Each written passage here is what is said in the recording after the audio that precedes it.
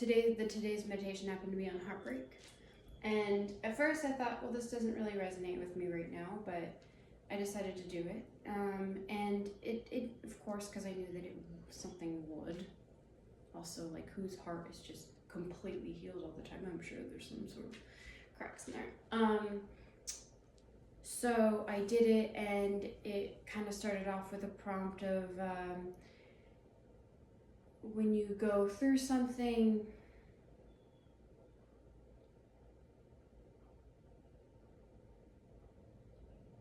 you don't need to carry it with you all the time.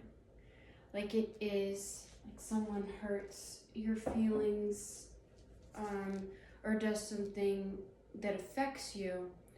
It's not that event that typically causes us the most pain. What causes us the most pain is the fact that through our days we are reliving it and rehabbing the conversation and just like traumatizing our own self.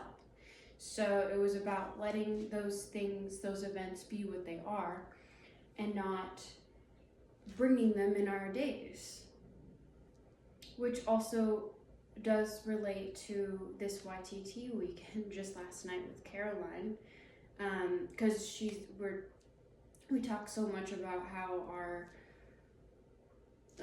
outer bodies and our minds get disturbed, and it's being bothered by being disturbed that's the issue. And so the more we can remove our own disturbance, the better. The more peace, and then the deeper that we can go into our true, like, higher minds and higher self. And then we can nurture that. And then that's what's in reign of our emotions and how we behave, which is coming from a way deeper, authentically powerful place. Oh, good eyelash. So anyways, yeah, that's what my meditation was about. And it was actually really cool today, specifically because I was sitting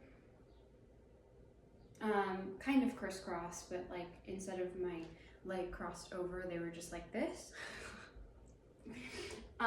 And my right hip was like literally shaking.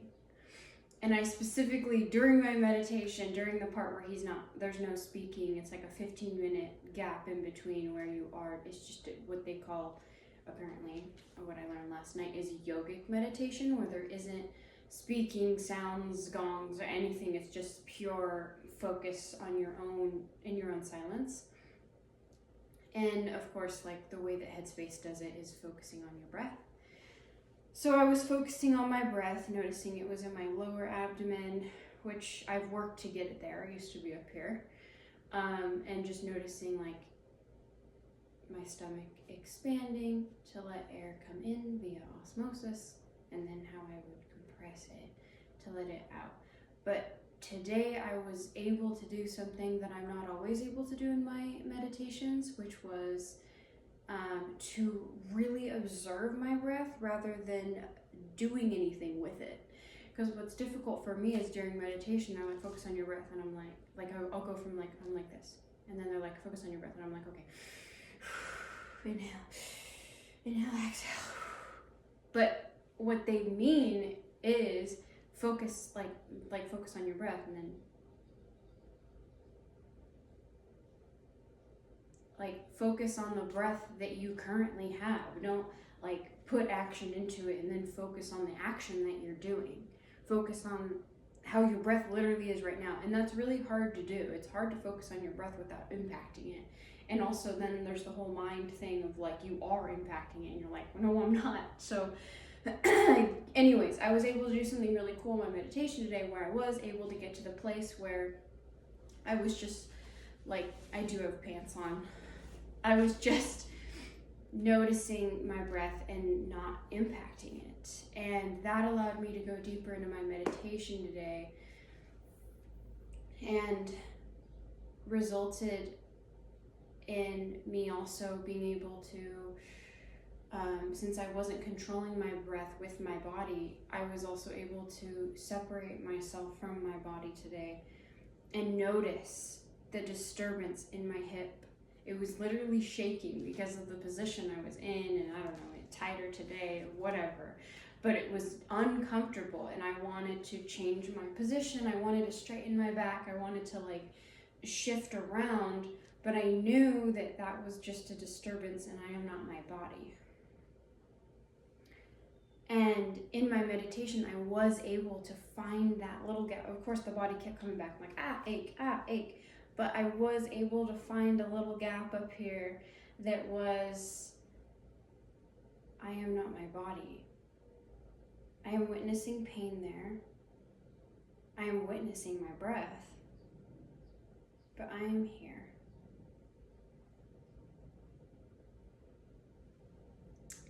And that was really special.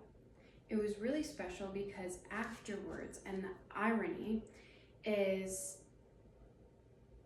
after disconnecting from my body, I was able to look at it after my meditation and be like, oh, but I'm so thankful to be in this body. Like, look at my legs. Like, look how athletic, look at all the things I can do. And then I thought, all the things that the me that's not my body, all the things that I am able to experience through the body that I've been given. So that was really cool. And then I came out here and did my my self-esteem prompts. It's like this week 1, and this is the Nathaniel Branden. I'm sure anyone, you can probably look it up. Nathaniel Branden. Where's the other? Self-esteem sentence completion. Anyways, so week 1, there's 4 prompts, and you write 6 to 10 just kind of automatically and go into that zone. The first one, if I bring more awareness to my life today, if I take more responsibility for my choices and actions today, if I pay more attention to how I deal with people today, if I boost my energy level by 5% today. So I did those. And then my flow, which is why I love these like gaps in time, because I do just enter this flow state. My flow took me back to my room, and I decided to do the breath work that I started this weekend. It's Lucas Mack. It's his breath work, and it's I don't remember the podcast that he did it on in the video that I watched, but if I decide to post this, then I will put a link. Yeah, so I went and I did it's not even that long, it's like 3 to 5 minutes to literally begin your day at a peak. It's so worth it. So I did his breath work, and then which I love about Lucas Mack, also his music is amazing. He prompts at the end to question yourself, what does my inner guidance want me to know right now? And today I received that to be careful not to let my rajas take control, which is a whole other conversation on Tamas, rajas, and Sattva. I just learned this last night, so where's I think it's Sattva.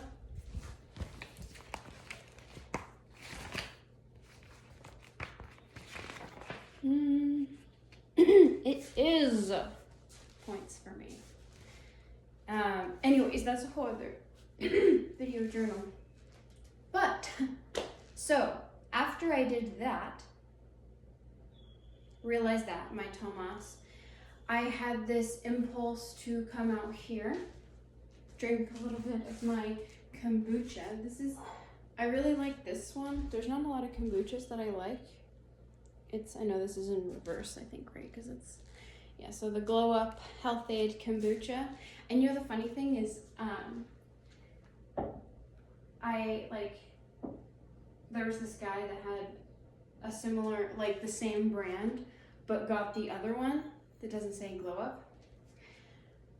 And I wonder about the marketing of this, because Glow Up isn't the most masculine thing. You're not gonna see a lot of guys walking around with a kombucha that says Glow Up on it. Whereas a girl walking around with that is so cute. So I thought about that. And I also thought about, that's kind of unfortunate though, because I think that this is their best one. This specific brand. I don't even know what the brand is called, but they have a big anchor on top. I think the Glow Up is the best one. So, I don't know. But to be honest, I would actually fully admire a guy walking around with the Glow Up kombucha. I'd be very intrigued to get to know them. So, that's what I came out here to drink. And then I decided I wanted to do the Breath of Joy, which I'll just show you real quick. I already did mine, so I'm not going to do it on here, but this is what it is. It's kind of like a breath work too. So you set your intention. What do I want to take in? Joy. It's the breath of joy. So I think that that's kind of where you're trying to go. So I want to take in breath of joy. What do I want to release? Because there's a moment of this breath where you're ch. So what do I want to And so I'll show you the breath of joy, and then I'll tell you what I wanted to and how I decided. And then the thing that I did that is the whole reason I created this video. So this is the breath of joy.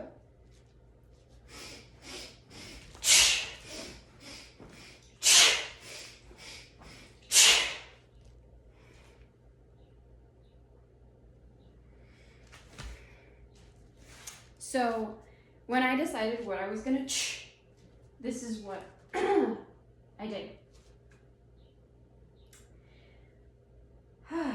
This is the whole reason I made this video, was literally just to video myself doing this so that I would remember, and then 16 minutes out. Okay. So, what do I want to let go?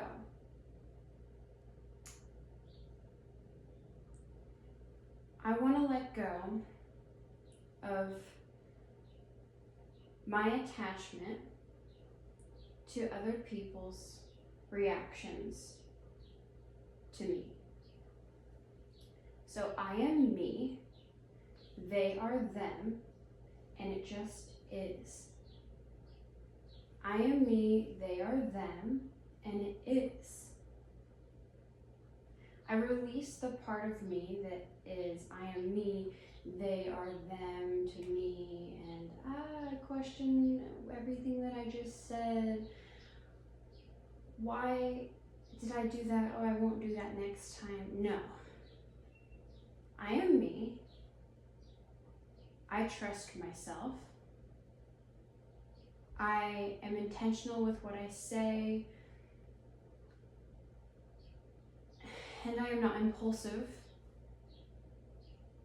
And I do a lot of self-reflection and building. So I do trust what's emanating from me. And of course, I still have trauma that I'm working on and things that I'm going to project. But that's okay. It's okay. What I don't want to do, it's okay if I project sometimes. Like that is going to happen. And I have compassion for the part of me that's coming from. But what I'm not going to continue to do is, even if I am projecting the person's response, I'm not going to take that in. If I'm projecting their response, I will let it be what it is and trust myself to reflect on it later. And to be better every day. Project less every day. Because you're not going to get to the point of projecting less if you're constantly like projecting and then they react and then you're mad at yourself for projecting. Because there's no healing in that triangle. You know? Like project. Rejected.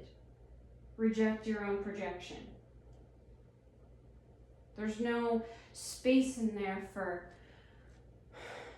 project, reject projection, observe. If you don't accept that you're doing that and have compassion for the version of you that's doing that, you're not going to be able to get to the place where you're able to look at it. Because it's really hard to look at things that you reject. I mean, right? Like, you're not about to, that's just a challenging thing to do. And it's kind of counterintuitive. If you're rejecting it, then you're rejecting it. So you can't reject something that you want to be, that you want to grow. You have to accept it in order to look at it. That's another takeaway from my day. And now I shall end this.